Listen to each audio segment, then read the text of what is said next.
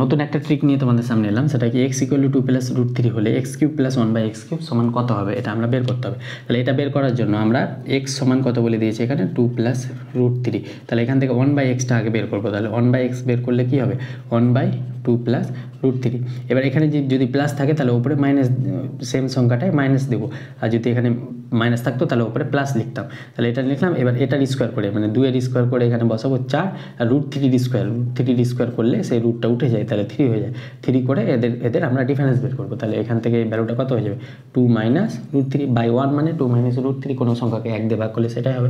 এবার আমাদের এটা জানতে হবে 1x + 1/x যদি m হয়, এর ভ্যালুটা যদি m হয় তাহলে x³ + 1/x³ এর ভ্যালুটা হয়ে যায় m³ - 3m। তাহলে এই ভ্যালুটা হয়ে যায় m³ - 3m।